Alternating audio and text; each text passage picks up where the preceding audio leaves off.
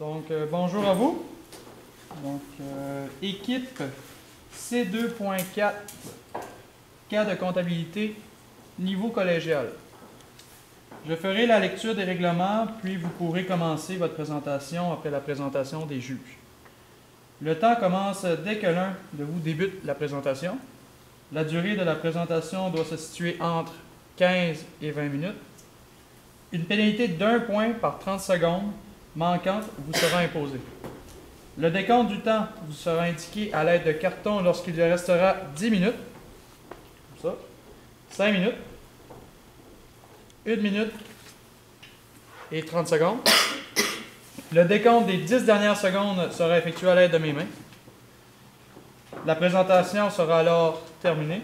Les juges auront droit à une période de questions d'une durée maximale de 5 minutes. J'invite maintenant les juges à se présenter. Bonjour, Maxime Clément, je suis CPA-CA et je travaille à l'ordre de CPA-CA. Bonjour, Anne-Denis Marceau, je suis également CPA-CA, je travaille en entreprise à la lunetterie Marchand Giard et je suis comptable corporative. Bonjour, Marilyn Lalonde, CPA-CA, je travaille au vérificateur général du Québec en Mauricie-Terrebonne.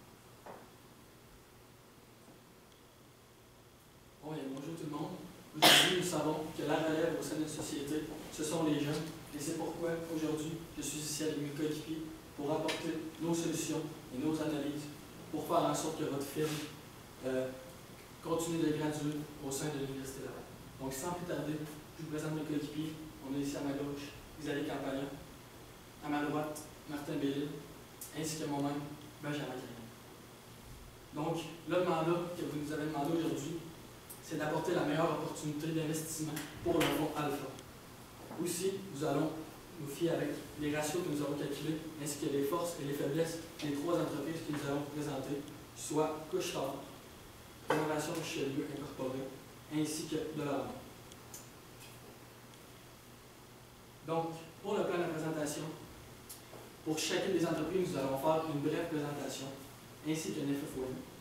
Par la suite, nous allons comparer les ratios entre les entreprises, nous allons apporter nos recommandations, nous allons conclure cette présentation, ainsi une période de questions pour le faire.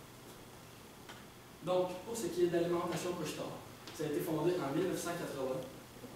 En 1985, 34 magasins sont actifs, dont 31 franchises. Donc, on peut voir qu'il y a 3 magasins qui ont vraiment commencé l'entreprise.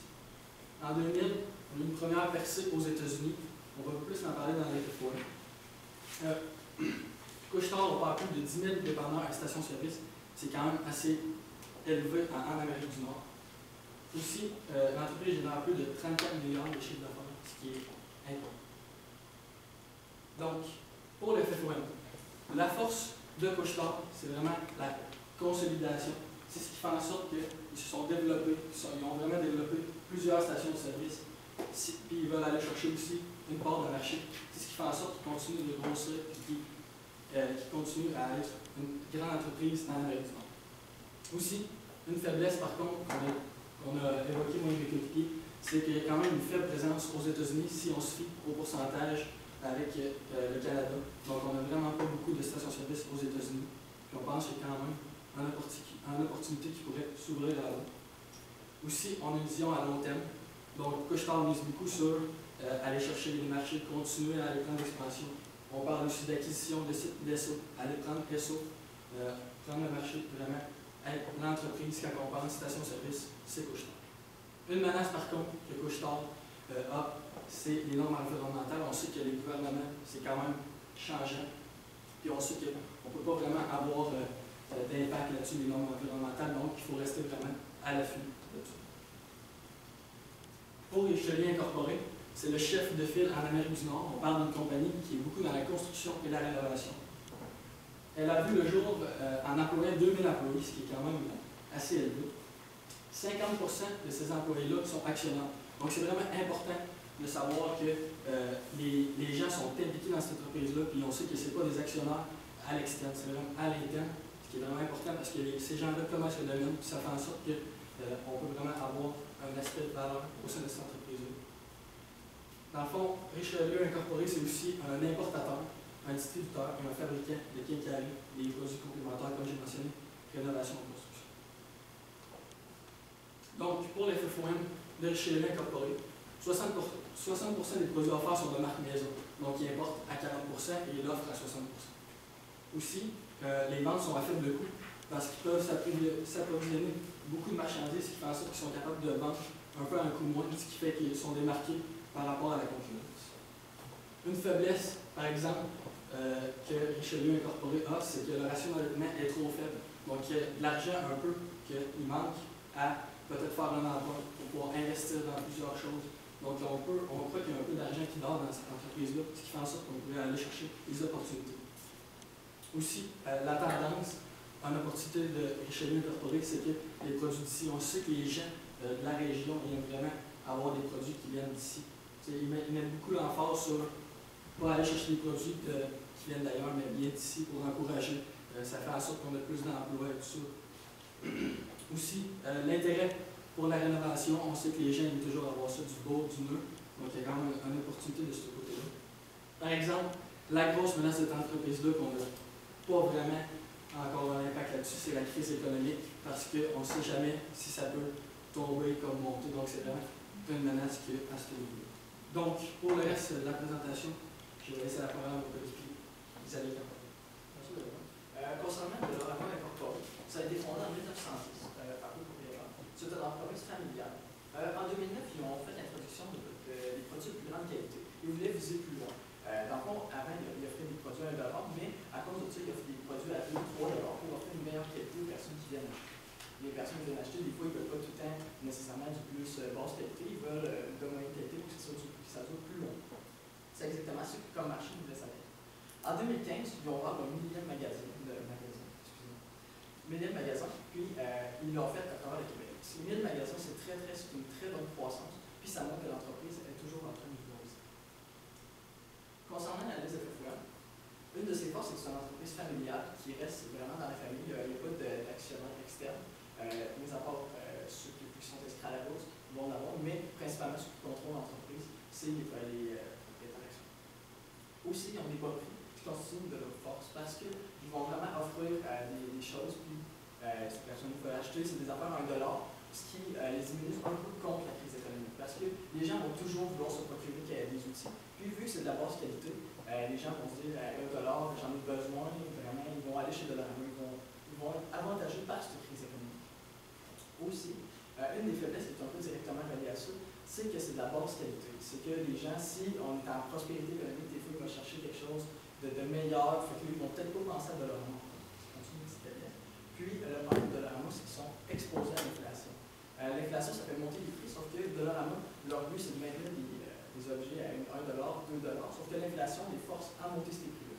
Les consommateurs ne sont pas toujours contents de cela parce qu'ils viennent acheter des produits à $1, mais quand c'est vendu à 50, finalement en $2 pour des produits, ils voient que ça a doublé de prix, mais c'est juste parce qu'ils sont tous exposés à cette inflation. Pour la présentation des ratios, passons à mon collègue Marie. Merci. Donc, les ratios, c'est vraiment une chose très importante quand on veut regarder vers quelle entreprise on devrait investir. Donc, on va choisir 3 ratios à vous présenter pour comparer les 3 entreprises. Premièrement, le ratio de liquidité générale. Lui, en fait, c'est l'actif à court terme qu'on divise par le passif à court terme. Donc, ça nous donne en fait environ 1,2 fois sur ce qu'on cherche. Ça va nous montrer si l'entreprise est capable de payer ses dettes, dans le fond, qu'elle est à court terme. Si jamais ses créanciers veulent avoir leur argent, il faut que l'entreprise puisse payer, sinon elle va faire faillite, dans le fond. Donc, c'est ça qu'on veut regarder s'ils sont capables de rembourser l'argent. Donc, premièrement, pour ce qui est de Couche-Tard, on arrive à un ratio de 1,08 fois, ce qui est quand même bien, c'est pas très loin du 1,2 fois. Puis, c'est surtout ce qui est important, c'est qu'il faut qu'il soit en haut d'une fois pour être sûr qu'on peut rembourser toutes nos dettes. Donc, ça, c'est correct, c'est respecté. Par la suite, pour ce qui est de Richelieu, on a 4,42 fois, ce qui est, dans le fond, oui, ça respecte, sauf que c'est beaucoup trop parce que, dans le fond, c'est de l'argent qui est en net actif qui est beaucoup plus grand que le passif. Qui fait en sorte qu'on devait augmenter le passif pour, dans le fond, aller chercher plus de capital pour pouvoir l'investir ailleurs, pour faire, mettons, un projet d'expansion, à la limite juste emprunter à un faible taux pour pouvoir investir un plus gros taux pour faire de l'argent, dans le fond, parce que c'est un peu avec l'argent des autres qu'on fait de l'argent, il faut vraiment profiter de ça, dans le fond, on peut emprunter de l'argent, dans le fond, à d'autres gens pour pouvoir faire plus d'argent. C'est vraiment important dans l'entrepreneuriat de comprendre ça. Et puis finalement, pour ce qui est du dernier ratio de Dollarama, 2,71 fois, qui est encore là un peu élevé, mais il est quand même moins pire que Couche-Tard. Donc, ici, c'est le meilleur ratio, ce serait vraiment ça serait Couche-Tard. Ensuite, le ratio d'endettement, qui lui est le total du passif sur le total de l'actif. Donc, on va chercher environ 70 à 80 %. C'est dans le fond pour savoir à combien de pourcentage on est financé chaque dollar d'actif qu'on a avec des dettes qu'on a d'entreprise. Si on fait l'opération inverse, le pourcentage qui va rester, par exemple 80 %. Le 20 % qui va rester, c'est le capitaux propres qu'on met dans le fond pour payer, un peu comme quand on achète une maison. Dans le fond, on va payer à peu près 20 %, puis le reste, 80 % d'hypothèque. C'est un peu le même principe en entreprise, on cherche à peu près 70 à 80 % de passif pour nos actifs. Donc, pour ce qui est de Couche-Tard, on a un ratio de 59 %, ce qui n'est pas si mal, c'est pas si loin, mais encore là, c'est pas optimal comme ratio. Ensuite, on a un peu le même problème que tantôt, on a 18,9 % pour ce qui est de Richelieu. Donc, on n'est pas assez endetté, c'est le même principe que tantôt. On devrait plus s'endetter pour pouvoir, après ça, investir cet argent-là ailleurs et faire de l'argent avec ça.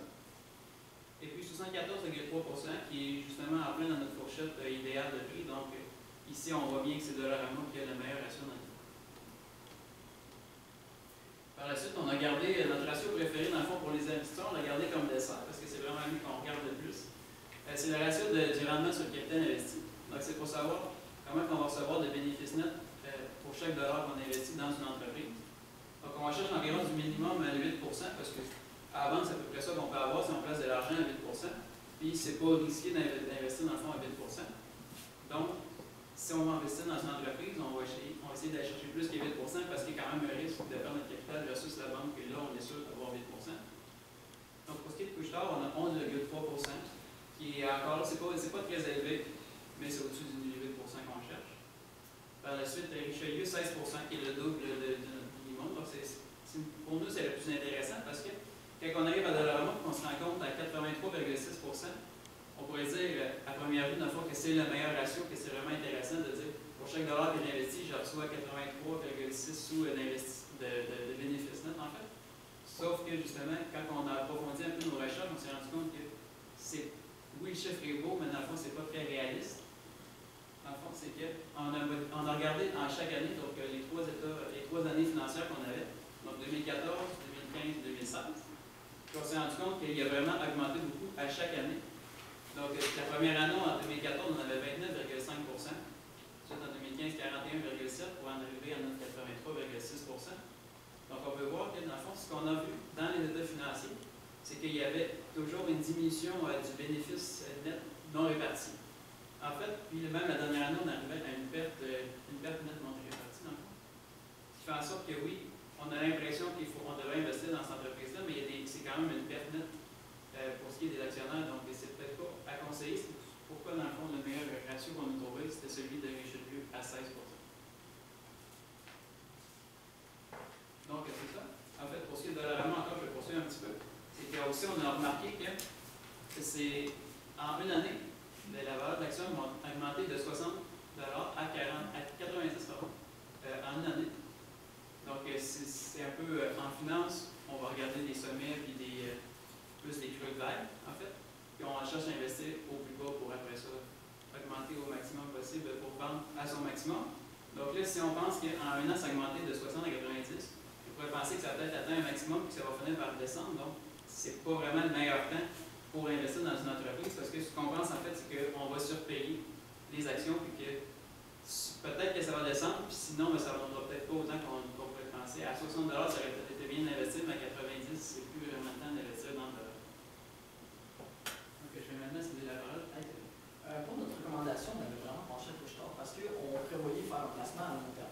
On veut vraiment quelque chose pour le fond qui va durer longtemps. On ne cherche pas quelque chose de risqué où on va avoir des bénéfices en un an, puis on met tout. Sauf que ça expose à de gros risques sur le même. Fait que là, nous autres, on veut vraiment avoir un placement comme vous, valorisé. Puis, c'est Couche-Tard qui offrait le meilleur placement à long terme.